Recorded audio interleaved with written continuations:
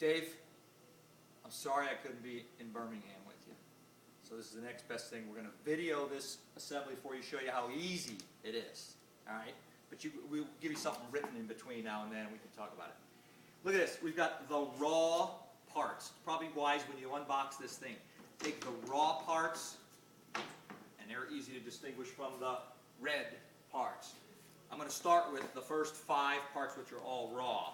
And I've got them laid out in order here, cheat a little bit, but you can almost do this one person at a time. I'm going to get a little help. Watch this. This is, you've seen, I think, on the island, where I put finger onto finger, like this. We just got to find these parts so that they nest. Obvious which side is up. These end panels are interchangeable. I put one, then the other. By the way, did you time this? It's counting. Because this is fast. Okay. Next, the raw stabilizer. Make sure that the U is facing down. You'll see on the back of the unit, you might want to come around here, Justine. I'm going to put this through the openings on opposite sides and then engage that slot. Pressure down. Pressure down. This is a stabilizer. It locks the thing together. I take one, and I do the other the same way. Engage.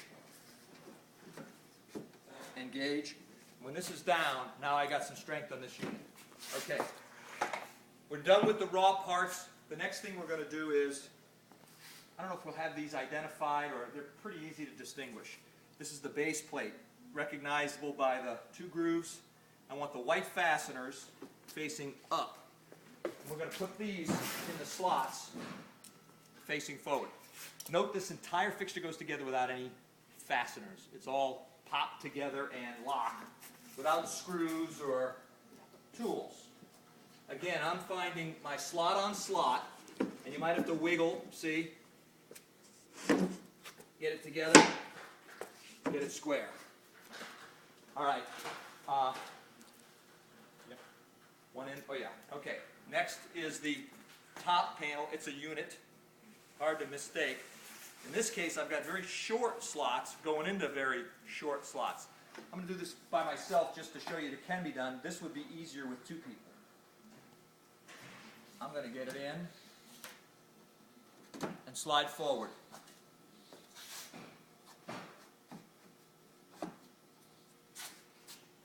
At this point, you don't want to knock the unit. It's stable, but it could tip over. Just take some care.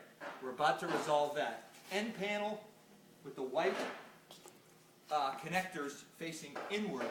We're going to line up 2 of the connectors. The top one is right here, and it's real obvious once we've got them lined up. There's the first. Here goes the second. You might have to lift this one, help it line up. Little tap. Okay. Here's the closest thing you need to a tool. These fasteners are 2-part. These little chrome locks. Once you get this thing together, I lock this by sliding this lock either down or up. You can do it either way. I'm going to do it up in this case. I just lock it, slide it, and now it's locked. It can't pop off. This is a little one-way U-clip. So I'm going to do the same thing here. In this case, I'll slide it towards the camera. I slide it over the 2 halves and forward. It just takes a little thumb pressure. So now we're locked on here. Most important thing here about the only way you can screw this unit up is if you don't do the next step right now, which is put the top tray on. That's got it. Top tray with sign holder now has to slide onto the unit before you put the second end panel on. This one won't snap on, it has to slide on. And we slide it over the weighting. You're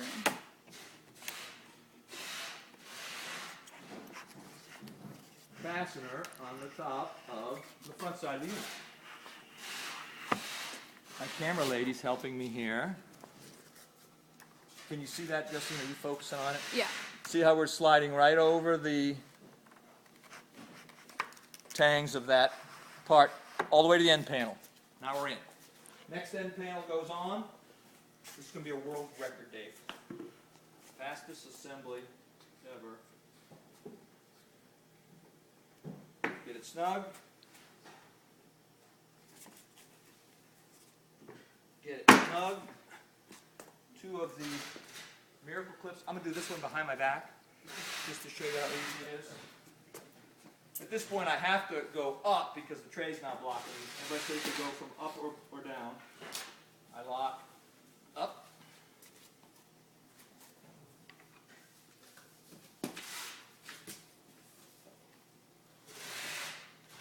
Okay. Next, thank you, Ed. The last piece to put on this before we start putting trays on is the toe kick. And really the only way to do this is with the unit on its back. The only thing you probably want to be careful not to hurt at this point is the plastic sign holder. So let's go back. The unit is structural. You know, I can pick it up. Oops, or put it across. But you're not going to hurt it as long as you don't break that plastic. Like, never pick the unit up except by the end panel. Did I really just do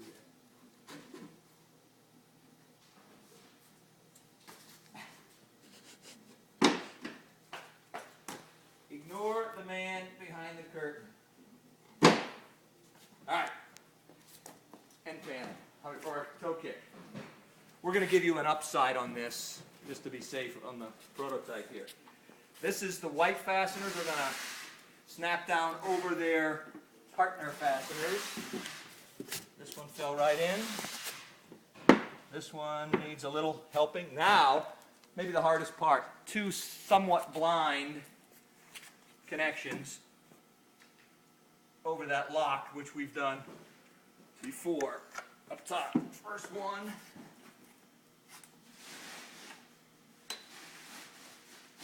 You'll just have to see what you're doing when you're in there. Okay. Now the unit's together. Let's lift it. Last thing we have to do is trays. A couple things to remember. We're going to go tray, tray, tray, sign, intermediate sign. So you're going to have to identify that particular tray with the sign holder on it. So any tray at this point, and we're going to go into the upper of the two barrels. Remember, this is an adjustable unit, so I find the upper in,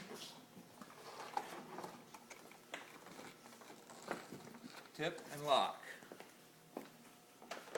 I'm not taking the sign holder yet, because that's the second tray. One more time, upper barrel. Okay, now I got 1, 2, 3. I want the sign holder tray, which you recognize is the one with the white tape and the waiting for your intermediate graphic. Slide that one. Slide. Slide it, pull the trays out. I've just been informed that I need to slide this one in as opposed to snap it in. And the reason is this sign is a little too tall, gets in the way for that twist and lock. So here we go. Now, did I miss? Oh, no. Is this the tray? Next one. The next one, okay. Notice right here on the tier support, 2 holes. Those are now going to become important. They're like a part of the locking mechanism that we're going to use to keep these trays from bouncing or shifting or sagging. So, effective with the next tray, this hole's going to come into play. Got 2 of these little brackets you might recognize from the Meyer setup, I don't know. 2 holes and 1 hole. We load the 1 hole side into the back of the next tray, like this. Into the area on the tray, and I can do these either way, just so that the twin hole is facing towards the back of the unit. Now watch what I'm going to do here. I'm going to line these up. You can probably already figure it out. They're going to hook to this wood unit. I don't care right now exactly where they are. just that one's on one side of the fixture and one's on the other. Upper barrel. Okay, now you'll see these will slide to the wood tier support, line up with that hole. We're sending you these little pop Christmas tree clips. You go from the metal, through the wood, press it, and lock this. I'm not going to do it because these things are not readily reversible. But it's important that you do that, because if I had popped this through, now this tray can't pop anymore. Okay.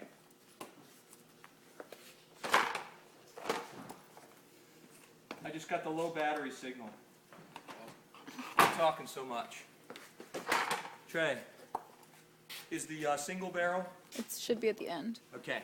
There's one other difference. The last tray has the second barrel snipped off, so we should be paying attention to that. The bottom tray is a single. In. This next one, we'll get another clip because the hole's there, another pair of clips. I'm going to skip it here because I can. All right. Second last.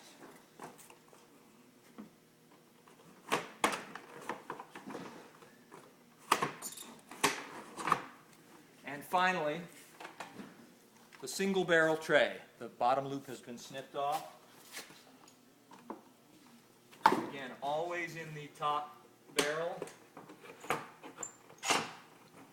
Voila.